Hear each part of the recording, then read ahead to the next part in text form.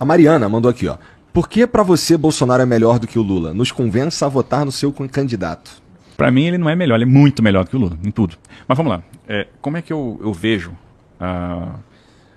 essa questão da eleição presidencial hoje no Brasil? Eu tenho de um lado o candidato Lula, o cara do PT.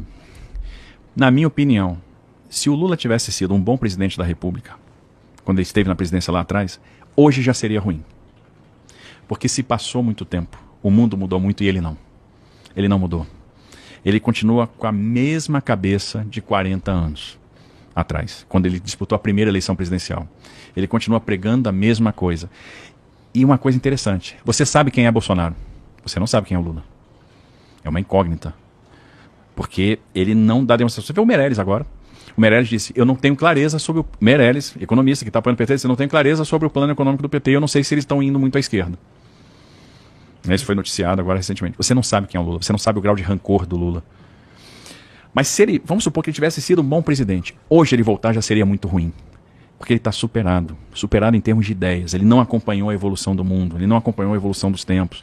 Ele está pregando o que ele pregava há muito tempo atrás. E lá atrás, ele não foi bom. Então, se tivesse sido, já seria ruim ele voltar agora. O problema é que não foi bom. Por que não foi bom? Que quando a gente tinha todo o vento soprando a favor, ele não fez o que precisava ser feito. Ele aprovou o marco de saneamento e deu saneamento para as pessoas? A pessoa que se preocupa com o saneamento? Não. Ele fez a reforma agrária? Não. Quem está dando tiro de terra é o Bolsonaro. Ele fez investimento em infraestrutura? Ele criou o PAC, que virou um cemitério de obras inacabadas. Ele nos entregou um legado de 14 mil obras paradas. Ele aumentou muito a relação dívida pública. E quando você pegava as razões do baixo crescimento estrutural do Brasil, você ia pegar lá a falta de uma reforma previdenciária, a falta de uma reforma trabalhista, a falta de investimento que produzisse resultado em educação. Você ia ter lá a falta do investimento em saneamento básico, né? O investimento em infraestrutura, a falta de facilidade para fazer negócio, a falta do doing business, a falta de crédito.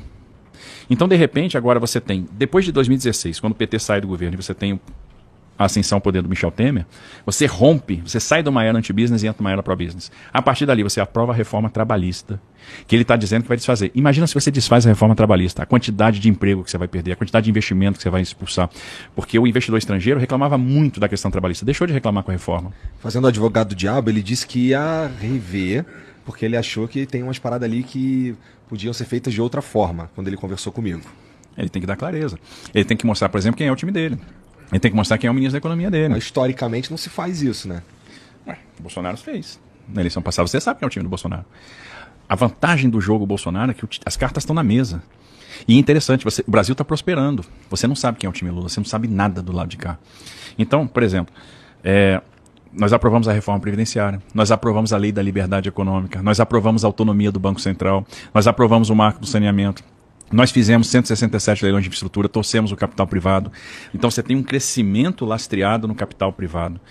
Você avançou no e-business, você avançou na questão do crédito. Então o Brasil teve uma revolução silenciosa de sistema financeiro, né? Uma revolução que democratizou o crédito, você teve um aumento da oferta, você diminuiu o estoque de crédito subsidiado. Então você promoveu a competição, você promoveu os instrumentos do mercado de capitais. É outro país. Esse país o Lula não conhece. Para esse país ele não está preparado. E ele não tem nada que encaixe nesse novo Brasil, nessa nova realidade de mundo. Ele não está falando nada de como a gente vai aproveitar essa oportunidade que vai vir de fora para a gente reindustrializar. E essa reindustrialização vai promover o emprego. Então o cara que chega e diz o seguinte, não, o brasileiro vai ser feliz de novo. O brasileiro vai comer picanha, vai tomar cerveja e vai ser feliz. E vai ter emprego. E como é que você vai gerar emprego? Não, eu não sei como, mas nós vamos gerar emprego. Ele diz que não sabe como. A grande diferença é que a gente sabe e a gente está gerando. A gente sabe o caminho. E é um caminho que vai levar o Brasil à prosperidade. Por isso que a gente não pode dar marcha ré. Então, olha que eu não estou entrando nem na questão ética. Eu não estou entrando na roubalheira do PT. Eu não estou entrando no fato das pessoas que estavam com ele lá atrás nos escândalos de corrupção são as mesmas que estão agora. Eu não estou entrando no combo, no pacote.